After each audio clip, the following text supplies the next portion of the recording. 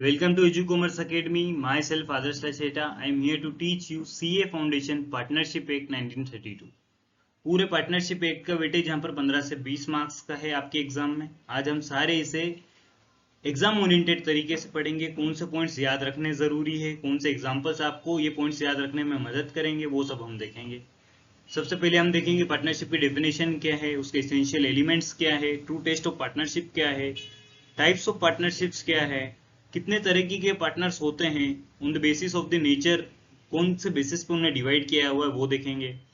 फिर अगर हम पार्टनरशिप की बात कर रहे हैं तो BMW और लोवी भी तो अभी साथ में आए हैं। एक स्पेसिफिक प्रोडक्ट के लिए उन्होंने पार्टनरशिप की है, वो है हैंडबैग और सूटकेस। वो ये हैंडबैग और सूटकेस साथ में मिलकर बना रहे हैं, उन्होंने स्पेसिफिक प्रोडक्ट के लिए पार्टनरशिप की है यहाँ पर, और उनका अच्छा चल रहा है काफी। अब अगला पॉइंट हम देखें तो पार्टनरशिप की डेफिनेशन पे आते हैं। जब दो या दो से ज्यादा लोग साथ में आकर कोई बिजनेस रन करते हैं और उससे आने वाले प्रॉफिट को बांटते हैं, उसे हम पार्टनरशिप बोलते हैं जनरली।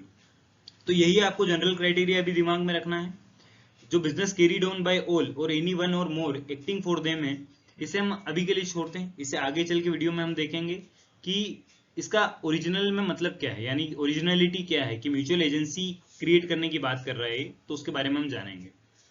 अब जो भी पर्सन साथ में मिलके आ रहे हैं वो पार्टनर कहलाएंगे, और अगर इन सबको जोड़ दिया जाए तो ये कलेक्टिवली पार्टनरशिप फॉर्म बनाएंगे। अब जो वर्ड्स मैंने ऊपर हाईलाइट किए हैं डेफिनेशन में, वही इसेंशियल एलिमेंट्स हैं आपके पार्टनरशिप फॉर्म क्रिएट करने के लिए, पार्टनरशिप क्रिएट करने के लिए। सबसे पहला रिलेशन बिटवीन पार्टनर्स की बात कर रहे हैं या पर्सन्स की बात कर रहे हैं, तो पर्सन यहाँ पर सिर्फ उसे ही आपको लेना है जो कि लीगली रिकॉग्नाइज्ड है, यानी लॉ के द्वारा रिकॉग्नाइज्ड पर्सन है। इंडियन कॉन्ट्रैक्ट एक्ट 1872 के अंदर आपको बताया गया है कि कौन से लोग कॉन्ट्रैक्ट के अंदर एंटर कर सकते हैं और कौन से नहीं कर सकते हैं। तो आपको वो क्राइटेरिया दिमाग में रख के ही आगे बढ़ना है यहाँ से। फिर एग्रीमेंट की बात करते हैं, तो एग्रीमेंट होना जरूरी है। वो रिटर्न भी हो सकता है, ओरल भी हो सकता है, टू मेक अ पार्टनरशिप। फिर प्रॉफिट शेयरिंग, यानी अगर एक ही पार्टनर सारा प्रॉफिट एंजॉय करेगा तो उससे तो पार्टनरशिप साबित नहीं हो पाएगी। आप जो प्रॉफिट अर्न कर रहे हैं, एक तो मोटिव भी होना चाहिए आपको प्रॉफिट अर्न करने का, और आपको उसे बांटने का एग्रीमेंट भी होना चाहिए। अगर एग्रीमेंट नहीं है तो इक्वली बांटते हैं, ये आपको पता ही है। फिर एक लाइन और जो है म्यूचुअल एजेंसी के ऊपर बात करती है, ये हम आगे चल के देखेंगे कि म्यूचुअल एजेंसी होता क्या है। अब ये कुछ पॉइंट्स हैं, इसके ऊपर एमसीक्यूज बनने की प्रोबेबिलिटी, इसके ऊपर क्वेश्चंस आने की प्रोबेबिलिटी ज्यादा होती है। इन्हें हम डिटेल में देखेंगे, उसके बाद हम इसका एक क्विक रिकैप देख लेंगे, जिससे हमें याद रहे कि ये पॉइंट्स क्या हैं जो इंपॉर्टेंट है। अब लिमिट देखते हैं। एक पार्टनरशिप फर्म के अंदर मैक्सिमम 50 पार्टनर्स हो सकते हैं। यानी अगर मान लीजिए ये एजू कॉमर्स अकेडमी नाम का जो मेरा चैनल है, इसके अगर मैं इसके अंदर पार्टनरशिप करता हूँ, ये एक प्रोफेशन है, इसके अंदर अगर मैं पार्टनरशिप करता हूँ तो मैं 50 पार्टनर्स को मिलाकर एक यूट्यूब चैनल स्टार्ट कर सकता हूँ। यानी पार्टनरशिप करना है तो सिर्फ 50 पार्टनर्स अलाउड है। अगर उससे एक्सीड करूंगा तो मुझे कंपनीज एक्ट 2013 के अंदर कंपनी रजिस्टर करनी पड़ेगी, और 2 से कम हुए तो आप सोल प्रोप्राइटर कहलाएंगे। आप उससे पार्टनरशिप फर्म क्रिएट नहीं कर पाएंगे। अब देखते हैं कि यहाँ पर एग्रीमेंट का होना कितना जरूरी है। अगर गर्लफ्रेंड और बॉयफ्रेंड है, इनके रिश्ते के अंदर एग्रीमेंट मिसिंग होता है। मैं उस एग्रीमेंट की बात कर रहा हूँ जो रिटर्न एग्रीमेंट है, कि यानी अगर कोई भी आपको छोड़ता है तो इस सिनेरियो में आप उसके ऊपर केस नहीं कर सकते हैं। लेकिन अगर शादी का देखें तो वहां पर एक रिटर्न एग्रीमेंट होता है, जहां पर वो वॉलेंटरली साथ में आते हैं, एक एग्रीमेंट करते हैं शादी का। और उसके बाद में अगर इंडियन लॉ के हिसाब से देखें तो अगर वाइफ चाहे तो वो अपने हस्बैंड पे शू कर सकती है उसकी 50% वेल्थ के लिए। जैसे ऐश्वर्या राय और अभिषेक बच्चन, इनकी शादी है और एक कॉन्ट्रेक्चुअल बेसिस पे है, तो यानी एग्रीमेंट है उनके बीच में, लीगल है। तो अगर ऐश्वर्या राय चाहे डिवोर्स लेना, तो डिवोर्स के साथ साथ वो अभिषेक बच्चन की 50% वेल्थ भी मांग सकती है केस के अंदर। अब वॉलेंटरली का मतलब आप जानते हैं कि फोर्सफुली नहीं है, या अनड्यू इन्फ्लुएंस के कारण आपने कॉन्ट्रैक्ट के अंदर एंटर नहीं किया है, वो आपकी मर्जी से अंदर आपने पार्टनरशिप के अंदर एग्रीमेंट किया हो, तो वो वॉलेंटरली कहलाएगा। और कॉन्ट्रेक्चुअल यानी रिटर्न, यानी कि आपने जो एग्रीमेंट किया है अगर आप उसे रिटर्न कर लेंगे ना, तो आप डिस्प्यूट्स को अवॉइड कर पाएंगे। रिटर्न जो एग्रीमेंट रहता है वो आपको सू करने का राइट देता है, या ऑब्लिगेशन या रिस्पॉन्सिबिलिटी क्रिएट हो जाती है सामने वाले लोगों के लिए। फिर बिजनेस इन एग्जिस्टेंस, कोई भी पार्टनरशिप फर्म तो आप खोल सकते हैं, लेकिन अगर पार्टनरशिप बिजनेस कहलाना चाहते हैं तो वहां पर बिजनेस का एग्जिस्टेंस होना जरूरी है। यानी लीगल बिजनेस की बात कर रहा हूं मैं। अगर 5 दोस्त मिलकर चोरी करना चाहते हैं और वो उसे पार्टनरशिप बोलते हैं कि हमारे अंदर सारे एलिमेंट्स हैं, तो इस केस में आप सू नहीं कर पाएंगे, चाहे आप रिटर्न कॉन्ट्रैक्ट बना लें आप खुद आपका खुद का, क्योंकि ये एक इलीगल बिजनेस है। वहीं पर अगर आपका लीगल बिजनेस है, आपकी ट्रेडिंग कंपनी है या ट्रेडिंग फर्म है 4-5 दोस्तों की मिली हुई, और आप उससे प्रॉफिट शेयर करते हैं, सारे एलिमेंट्स हैं, तो आप एक दूसरे पे केस कर सकते हैं। अगर किसी भी तरीके की आपका पार्टनर मिसचीफ करता है या थेफ्ट करता है, तो आप उसके ऊपर केस कर सकते हैं इससे रिलेटेड। लेकिन अगर मान लीजिए बिजनेस ही नहीं है, मतलब दो भाई हैं, उनके हिस्से में जो लैंड आई थी उन्होंने उसे बेचा और उससे आने वाले प्रॉफिट को बांट लिया, तो ये पार्टनरशिप नहीं है, क्योंकि यहाँ पर एक बिजनेस का एग्जिस्टेंस ही नहीं है। ये सिर्फ एक उनका असेट था जो इमूवेबल प्रॉपर्टी थी, उसको बेच के वो एक प्रॉफिट कमा रहे हैं, तो ये कोई बिजनेस नहीं है, तो इससे वो पार्टनरशिप फर्म नहीं बन पाएगी। फिर आपका मोटिव टू अर्न प्रॉफिट होना चाहिए, मतलब नॉन प्रॉफिट ऑर्गेनाइजेशन हो गए, एनजीओ हो गया, ट्रस्ट हो गया, ये सब कभी भी एक पार्टनरशिप फर्म नहीं बना पाएंगे, क्योंकि वहां पर प्रॉफिट मोटिव होना चाहिए, यानी आप प्रॉफिट अर्न करने के लिए ही एक पार्टनरशिप बिजनेस स्टार्ट करते हैं जनरली। जैसे बीइंग ह्यूमन सलमान खान का है, तो अगर वो बोले कि मैं और मेरे दो भाई मिलकर हम इसे पार्टनरशिप फर्म की तरह चलाना चाहते हैं ट्रस्ट को, तो वो पॉसिबल नहीं है, क्योंकि यहाँ पर प्रॉफिट मोटिव होना जरूरी है, और एनजीओ और ट्रस्ट और नॉन फॉर प्रॉफिट ऑर्गेनाइजेशन जो फर्म्स होती है उसके अंदर प्रॉफिट मोटिव का जो एलिमेंट है वो लेक करता है। अगला पॉइंट देखें तो म्यूचुअल एजेंसी, जो हम डेफिनेशन में जिसे अवॉइड कर रहे थे वो अब हम डिटेल में देखते हैं। म्यूचुअल एजेंसी क्या होती है?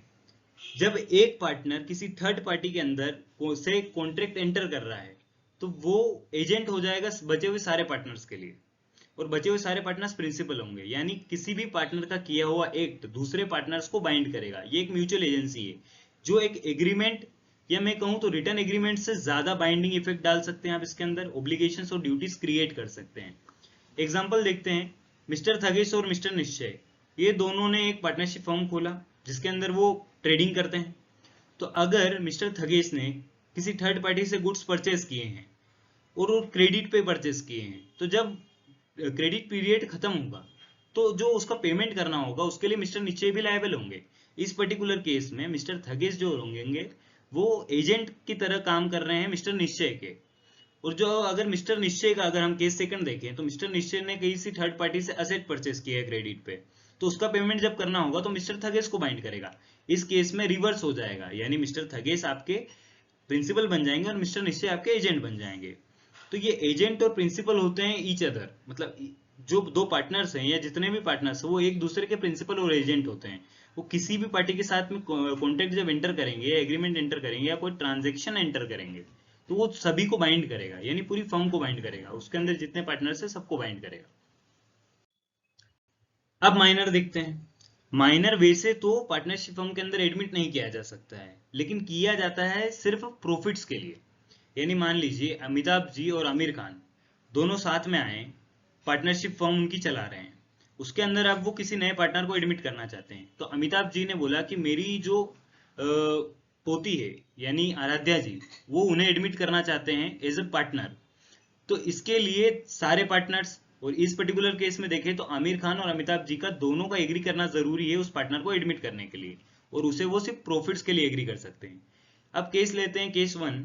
अगर अमिताभ जी एग्री करते हैं और आमिर खान जी डिनाई कर देते हैं कि नहीं हम इसे एडमिट नहीं करेंगे, तो इस केस में माइनर को एडमिट नहीं किया जा सकता, यानी आराध्या जी को पार्टनर नहीं बनाया जा सकता है। लेकिन अगर अमिताभ जी और आमिर खान दोनों एग्री कर जाते हैं सिर्फ प्रॉफिट के लिए एडमिट करने के लिए, तो आप एग्री कर सकते हैं, यानी वो पार्टनरशिप फर्म के अंदर एडमिट की जा सकती है एज अ पार्टनर, लेकिन सिर्फ प्रॉफिट्स के लिए। अब ये पॉइंट्स मैंने आपको बोले थे कि ये आपको याद हो जाएंगे। सबसे पहले, person recognised by law can only be partner. Indian contract act के हिसाब से जिन लोगों को कॉन्ट्रैक्ट के अंदर एंटर करने के लिए क्वालिफाइड माना गया है, सिर्फ उन्हें ही आप इसके अंदर इस डेफिनेशन के अंदर लेंगे। फिर मैक्सिमम 50 पार्टनर्स का आपने लिमिट चेक कर ली है। वॉलेंटरीली और कॉन्ट्रेक्चुअली होना चाहिए, ये जो पार्टनर बना है वो खुद की इच्छा से होना चाहिए और एग्रीमेंट के द्वारा बना हुआ होना चाहिए। फिर अब ये जो एग्रीमेंट है ये रिटर्न हो सकता है, ओरल हो सकता है, एक्सप्रेस हो सकता है, एम्प्लॉयड हो सकता है। लेकिन अगर आपको पार्टनरशिप डीड क्रिएट करना है तो इसके अंदर सिनेरियो ये रहेगा कि आपको कोशिश करना है कि ये रिटर्न में करें, तो आप डिस्प्यूट्स अवॉइड कर पाएंगे। फिर there must be business in existence, ये हम देख चुके हैं, और वहां पर प्रॉफिट मोटिव भी होना चाहिए, प्रॉफिट अर्न करने का मोटिव भी होना चाहिए। फिर प्रिंसिपल एजेंट का रिलेशनशिप हमने देखा जो पार्टनर्स के बीच में होना चाहिए, यानी म्यूचुअल एजेंसी। फिर हम देखेंगे कि बिजनेस के अंदर क्या क्या होता है। ट्रेड हो सकता है, ऑक्यूपेशन हो सकता है और प्रोफेशन हो सकता है। अब ट्रेड की बात करें तो ट्रेडिंग फर्म का हमने एग्जांपल ले लिया था कि अगर कुछ लोग साथ में आते हैं और ट्रेडिंग का काम करते हैं तो वो भी बिजनेस के अंदर इंक्लूडेड है। ऑक्यूपेशन, चार्टर्ड अकाउंटेंट्स साथ में मिलकर पार्टनरशिप फर्म खोलते हैं तो ये भी बिजनेस के अंदर अलाउड है, यानी कि लीगल बिजनेस है। प्रोफेशन की बात हो चुकी। ऑक्यूपेशन यानी अगर 2 या 3 फार्मर साथ में मिलकर डिसाइड करते हैं कि हम कोई खेत रेंट पे लेंगे और उसके ऊपर हम जो फसल उगाएंगे उसको हम बांटेंगे, उसका पैसा जो भी आएगा हम बांटेंगे, तो ये एक ऑक्यूपेशन है। फार्मर एक ऑक्यूपेशन है, तो उससे भी आने वाला पैसा बांट रहे हैं तो ये भी एक बिजनेस कहलाएगा। अब माइनर के लिए भी हम देख चुके हैं कि माइनर को आप एडमिट कर सकते हैं सिर्फ प्रॉफिट्स के लिए if all the partners agree to admit that partner, that minor partner. फिर आते हैं इंपॉर्टेंट पॉइंट, सबसे इंपॉर्टेंट पॉइंट इस चैप्टर का, ट्रू टेस्ट ऑफ पार्टनरशिप क्या होता है, कि ऐसे कौन से एलिमेंट्स हैं जो डिसाइडिंग फैक्टर बनेंगे आपके लिए कि ये पार्टनरशिप है या नहीं। सबसे पहला यहाँ पे आ जाता है एग्रीमेंट, कि जो भी पार्टनर आप एडमिट कर रहे हैं, जो भी पार्टनर्स साथ में आ रहे हैं, वो एग्रीमेंट के थ्रू आने चाहिए, स्टेटस के थ्रू नहीं। Unlike Hindu undivided family, Hindu undivided family के कंसेप्ट में क्या होता है कि वो सारे लोग उस फर्म के मेंबर बन जाते हैं जो भी उस फैमिली के अंदर बर्थ लेते हैं, बाय बर्थ वो मेंबर बन जाते हैं। लेकिन पार्टनरशिप के अंदर ऐसा नहीं है, पार्टनरशिप के अंदर आप एग्रीमेंट के साथ ही यहाँ पर आ सकते हैं। अब शेयरिंग ऑफ प्रॉफिट की बात करें तो sharing of profit is not sufficient, मतलब सिर्फ sharing of profit sufficient element नहीं है पार्टनरशिप क्रिएट करने के लिए। मान लीजिए आपने एक ज्वाइंटली एक लैंड होल्ड करते हैं, जो हमने 2 भाइयों का एग्जांपल लिया था कि ज्वाइंटली एक लैंड होल्ड करते हैं और वो उसे बेच देंगे, तो क्या इससे पार्टनरशिप हो जाएगा? नहीं, ऐसा बिल्कुल भी नहीं होगा। और आपको इसका और भी ध्यान रखना है कि अगर आप लेंडर हैं, मतलब 2 लोगों ने साथ में मिलकर किसी को लोन दिया, उस पैसे से आपको फायदा हो रहा है, तो ये भी पार्टनरशिप नहीं कहलाएगा। सर्वेंट और एजेंट का रिलेशनशिप है, आपको रेम्युनरेशन मिल रहा है, तो ये रिसीट जो आपको मिल रही है तो पार्टनरशिप के तौर पे तो ये भी पार्टनरशिप के अंदर इंक्लूड नहीं होगी। विडो और चाइल्ड जो डिसीज्ड पार्टनर के होते हैं उनको अगर आप पेमेंट वगैरह देते हैं तो वो पार्टनरशिप में नहीं आ जाएंगे आपकी। अब देखते हैं existence of mutual agency. Mutual agency हम देख चुके हैं कि अगर आपने एग्रीमेंट बनाया है तो ये उसके अंदर म्यूचुअल एजेंसी होना जरूरी है पार्टनरशिप क्रिएट करने के लिए, एक कार्डिनल प्रिंसिपल है। अब कार्डिनल का मतलब क्या है? ये एक सेंट्रल पार्ट है पार्टनरशिप क्रिएट करने का, कि यानी जो भी पार्टनर्स है वो आपस में एक दूसरे के प्रिंसिपल या एजेंट की तरह काम करते हैं, ये हम देख चुके हैं। इसका मतलब ये है कि यहाँ पर आपके एक दूसरे को लेकर ओब्लिगेशंस या रिस्पॉन्सिबिलिटीज क्रिएट हो जाती हैं, और यही सबसे ज्यादा इंपॉर्टेंट फैक्टर है कंसिडर करने के लिए कि पार्टनरशिप है या नहीं। अब देखते हैं काइंड्स ऑफ पार्टनरशिप, मतलब पार्टनरशिप कितने तरीके की हो सकती है। अगर हम ड्यूरेशन के रिगार्ड में देखें कि कितना लंबे समय तक, तो एट विल में क्या होता है कि यहाँ पे आपने कोई फिक्स्ड पीरियड नहीं रखा है कि हमारी पार्टनरशिप कब तक चलेगी, या आपने कोई क्राइटेरिया नहीं सेट किया कि इस पर्टिकुलर चीज के लिए हम एंटर कर रहे हैं, या इस पर्टिकुलर ट्रांजेक्शन्स के लिए, या इस पर्टिकुलर प्रोजेक्ट के लिए एंटर कर रहे हैं। तो इस केस में ये पार्टनरशिप एट विल है कि जब भी आपका मन होगा आप इसे डिसोल्व कर देंगे, लेकिन आपको पब्लिक नोटिस देना जरूरी होगा। जो बचे हुए पार्टनर्स को है उनमें भी नोटिस देना पड़ेगा कि मैं रिटायर होना चाहता हूँ या मैं फर्म छोड़ना चाहता हूँ। अब फॉर फिक्स्ड पीरियड, इसके अंदर आप क्या करते हैं कि आप एक कॉन्ट्रैक्ट जो एंटर करते हैं, पार्टनरशिप डीड तैयार करते हैं, उसके अंदर ड्यूरेशन लिख देते हैं कि हम ये पार्टनरशिप इतने पीरियड के लिए कर रहे हैं, यानी मान लीजिए 6 महीने के लिए हम ये बिजनेस चालू कर रहे हैं, तो ये फिक्स्ड पीरियड पार्टनरशिप हो जाएगी। इसके अंदर डिसोल्यूशन का क्राइटेरिया सिंपल है, जो आपने ड्यूरेशन लिखा है जिस दिन वो ड्यूरेशन एक्सपायर होगा आपकी पार्टनरशिप डिसोल्व हो जाएगी। डिसोल्व होना यानी बंद हो जाएगी। अब अगला देखते हैं kinds of partnership on the basis of extent of the partnership, कि किस एक्सटेंट तक आप जिम्मेदारी ले सकते हैं। सबसे पहला पर्टिकुलर, तो जब अगर आप पर्टिकुलर एडवेंचर या अंडरटेकिंग ऑफ प्रोजेक्ट के लिए साथ में पार्टनरशिप के लिए आते हैं, जैसे मान लीजिए कि हम लुई विटो और BMW का एग्जांपल देख रहे थे, अगर वो डिसाइड करते कि हम ये बैग्स जब तक बेच रहे हैं सिर्फ तब तक के लिए हमारी पार्टनरशिप है, तो ये एक पर्टिकुलर पार्टनरशिप है, यानी आपने पर्टिकुलर प्रोजेक्ट के लिए या जनरल मतलब एक एडवेंचर के लिए आपने ये किया है कि आपने एक क्राइटेरिया सेट किया कि हम इस पर्टिकुलर बिजनेस के लिए ही पार्टनर है। तो जैसे ही ये काम खत्म होगा, यानी अगर BMW और लुई विटो साथ में बैग बनाना बंद कर दें या सूटकेसेस बेचना बंद कर दें, उस दिन उनकी पार्टनरशिप डिसॉल्व हो जाएगी। अब जनरल पार्टनरशिप क्या होती है? जनरल पार्टनरशिप वो होती है जो आप नॉर्मली आपके आसपास देखते हैं, यानी जो पार्टनरशिप में जो दुकान खोलते हैं, अपनी कपड़ों की दुकान हो सकती है, किराना शॉप्स हो सकती है, या मॉल्स हो सकते हैं, जो वो खोलते हैं आपस में, तो उसके लिए सिंपल क्राइटेरिया डिसोल्यूशन या रिटायरमेंट का ये रहता है कि पार्टनर की डेथ हो जाए, और वो एक उनकी जो लाइबिलिटी का स्टेटस रहता है वो लिमिटेड नहीं हो सकता है उस केस में। ऊपर के केस में लिमिटेड हो सकता है कि इस लिमिटेड पीरियड तक ही वो लाइबल होते हैं किसी भी चीज के लिए। अब देखते हैं पार्टनरशिप डीड। पार्टनरशिप डीड कैसे बनता है? जब आपने एग्रीमेंट किया कि हम सारी चीजों को एलिमेंट्स का ध्यान में रखते हुए कि हम प्रॉफिट मोटिव के लिए हैं, हम प्रॉफिट शेयर करेंगे, उस सबको अगर आप रिटर्न फॉर्मेट में लिख लें तो वो पार्टनरशिप डीड बन जाएगी।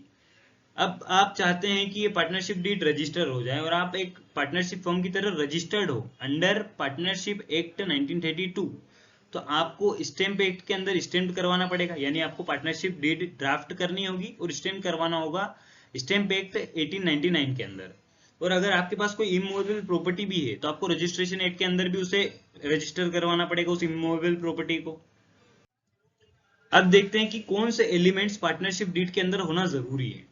सबसे पहले name of the firm, address of the firm, name of the partners, partners का एड्रेस क्या है, उन्होंने कितना कैपिटल इंट्रोड्यूस किया है इसके अंदर, उनके जो प्रोविजंस रहेंगे अगर डिसॉल्व होती फर्म तो सेटलमेंट क्राइटेरिया क्या होगा वो, फिर आप जो कैपिटल इंट्रोड्यूस कर रहे हैं, ड्रॉइंग्स लेंगे, लोन्स देंगे, उसके ऊपर इंटरेस्ट का क्राइटेरिया क्या होगा वो देखना होगा आपको। प्रॉफिट शेयरिंग रेशियो आप डिसाइड कर लेंगे, अगर डिसाइड नहीं किया तो क्या होगा, इक्वली बांट लेंगे। तो प्रॉफिट शेयरिंग रेशियो आप डिसाइड करेंगे कि हम इस तरीके से बांटेंगे। फिर अगर कोई पार्टनर को कमीशन देना है या सैलरी देना है तो वो क्राइटेरिया आप लिख के रख लेंगे। अब लिख के रखना क्यों जरूरी है? क्योंकि इसके कारण आपके पास एक तो राइट आ जाता है कि आप सू कर सकते हैं सामने वाले पे, और दूसरा कि डिस्प्यूट्स आप अवॉइड करते हैं कि लिखा हुआ उसके हिसाब से आप चलते हैं। अब टाइप्स ऑफ पार्टनर्स देखते हैं। सबसे पहले आता है ऑक्टिव और ऑस्टेंसिबल पार्टनर। इसका मतलब है कि जो एक्टिवली इंगेज्ड है पार्टनरशिप के अंदर, यानी जो भी बिजनेस आप कर रहे हैं उसके day to day managing activities में या ऑपरेटिंग एक्टिविटीज में वो पार्टिसिपेट करता है और पूरी तरीके से काम करता है। तो इस पर्टिकुलर पार्टनर को क्या करना होगा कि एक पब्लिक नोटिस देना होगा कि वो रिटायर हो रहा है या वो छोड़ेगा अगर फर्म, तो उसे पब्लिक नोटिस देना जरूरी है। ऐसा क्यों? क्योंकि ये पार्टनर थर्ड पार्टीज को ज्यादा दिखता है कि भैया ये आपका पार्टनर है और ये हमारे साथ बिजनेस करता है। तो अगर वो रिटायर हो गया और उसके बाद भी अगर उसके नाम का सोच कर थर्ड पार्टी कॉन्ट्रैक्ट में एंटर करेगी तो ये फिर इस रिटायर्ड पार्टनर को भी लायबल क्रिएट कर देंगे। क्यों? क्योंकि उसने ऐसा डीम किया, ऐसे फेथ में रहा, गुड फेथ में रहा कि शायद ये अभी भी इसका पार्टनर होगा, इसलिए पब्लिक नोटिस रिक्वायर्ड होता है। फिर नॉमिनल पार्टनर। नॉमिनल पार्टनर बस एक नाम का पार्टनर है जो अपना नाम यूज करने के लिए देता है फर्म को कि आप मेरा नाम यूज करके आप बिजनेस करिए। उसका बिजनेस जो फर्म है उसके अंदर पर्टिकुलर इंटरेस्ट नहीं होता है, कोई रियल इंटरेस्ट नहीं होता है कि ये बिजनेस अच्छा चले वगैरह वगैरह, ना तो उसे इसके प्रॉफिट में शेयर मिलता है, वो पार्टिसिपेशन भी नहीं करता है। लेकिन एक चीज है जो उसे बाइंड करती है, वो है कि वो थर्ड पार्टी के लिए लायबल रहे। यानी पार्टनरशिप पार्टनर्स के अंदर तो लायबिलिटी क्रिएट नहीं होती उसकी, लेकिन थर्ड पार्टी के द्वारा अगर लायबिलिटी कोई पार्टनरशिप फर्म पे आएगी तो उसके लिए वो भी लायबल होगा, उसे एज अ पार्टनर उस लायबिलिटी को बियर करना पड़ेगा। अब डोरमेंट और स्लीपिंग पार्टनर, ये एक्टिव पार्टिसिपेशन में होता ही नहीं है और इसका पब्लिक नोटिस भी रिक्वायर्ड नहीं है, क्योंकि लोगों को पता ही नहीं होता है कि एक्टिवली इसके अंदर पार्टनरशिप के अंदर है। तो ये अगर बस इन्फॉर्म कर दे अपने पार्टनर्स को कि मैं रिटायर होना चाहता हूं तो उसे वो फर्म छोड़ के जा सकता है, रिटायरमेंट ले सकता है या फर्म को छोड़ सकता है। अब आउटगोइंग पार्टनर क्या होगा? रिटायरिंग पार्टनर, यानी कि जो फर्म को लीव कर रहा है तो अब बचे हुए पार्टनर्स जो भी रहेंगे वो कंटिन्यू करना चाहिए इस केस में। मतलब आउटगोइंग पार्टनर का सिनेरियो सिर्फ तब बनेगा जब एक पार्टनर छोड़ रहा है लेकिन बचे हुए पार्टनर्स बिजनेस को कंटिन्यू कर रहे हैं।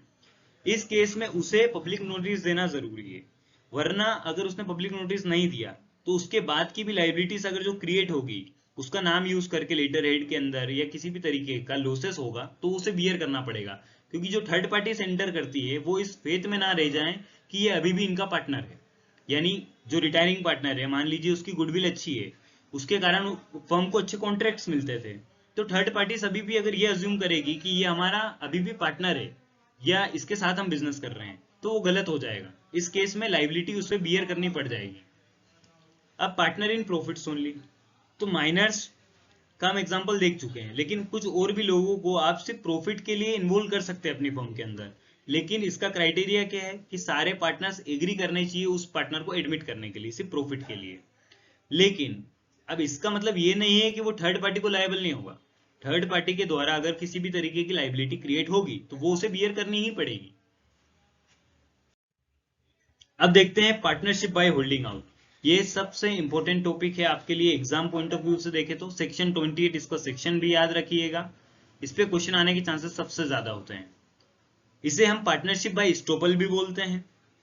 यानी कि इसके अंदर होता क्या है कि एक पार्टनर जो कि एक्चुअल में यानी फैक्ट अगर देखे तो वो आपका पार्टनर नहीं है, लेकिन आप उसे रिप्रेजेंट करते हैं थर्ड पार्टी के सामने कि ये हमारा पार्टनर है, या तो वो खुद को रिप्रेजेंट करता है थर्ड पार्टी के सामने कि मैं इनका पार्टनर हूं। अब दोनों ही केसेस में होता क्या है कि जो थर्ड पार्टी है वो गुड फेथ में रह जाती है, या उसके अंदर एक फेथ आता है कि ये शायद इनका पार्टनर है, तो उसके बाद अगर वो किसी भी ट्रांजेक्शन में एंटर करेगा तो वो ये सोच करके करेगा कि ये भी इनका पार्टनर है, तो लाइबिलिटी जो क्रिएट होगी वो इसके ऊपर भी आएगी। तो रिटायरिंग पार्टनर का भी इस केस में सेम सिनेरियो रहता है कि रिटायरिंग पार्टनर को भी हम पार्टनर बाय होल्डिंग आउट ही मान पाते हैं कोई कोई केस में, ताकि उसे लाइबल क्रिएट कर सके, वो थर्ड पार्टी को नुकसान से बचा सके। एग्जाम्पल देखते हैं, अमित जी और आमिर खान एक फिल्म बना रहे हैं, तो उसके लिए उन्हें एक स्पेशल कैमरा की आवश्यकता है या जरूरत है। तो इस केस में शाहरुख खान जो है वो आते हैं अमिताभ जी और आमिर खान के पास में मिलने के लिए। अब अमिताभ जी के सन हैं अभिषेक बच्चन जी, वो उन्हें घर पे मिल जाते हैं। तो शाहरुख खान जब बात कर रहे होते हैं कि आपके पापा और आमिर खान जी मेरे से एक कैमरा लेना चाहते हैं स्पेशल इफेक्ट्स वाला जो सिर्फ मेरे पास है इंडिया में, तो वो लैंड कर रहे हैं। इस केस में अभिषेक बच्चन जी बोलते हैं कि हाँ मैं भी इस फिल्म का पार्ट हूँ, और रिप्रेजेंट करते हैं खुद को एज अ पार्टनर, और बोलते हैं कि आप मेरे को सारी डिटेल्स बता दीजिए। अब उन्होंने सारी डिटेल्स ले ली। कैमरे का जो रेंट था अगर वो देने का टाइम आया तो अभिषेक बच्चन जी ने खुद को रिप्रेजेंट किया है बाय वर्ड्स और बाय कंडक्ट। हालांकि इन्होंने तो वर्ड से ही एक्सप्रेस कर दिया कि मैं पार्टनर हूं, तो ये यहाँ पर third as a partner liable होंगे। मतलब शाहरुख खान जी को जब पैसे देने होंगे रिटर्न में, तो आमिर खान जी, अमिताभ जी और शाहरुख जो अभिषेक बच्चन है अपने, वो लायबल होंगे शाहरुख खान को पेमेंट देने के लिए। किसके लिए? जो कैमरा उन्होंने रेंट किया था, क्योंकि वो थर्ड पार्टी है।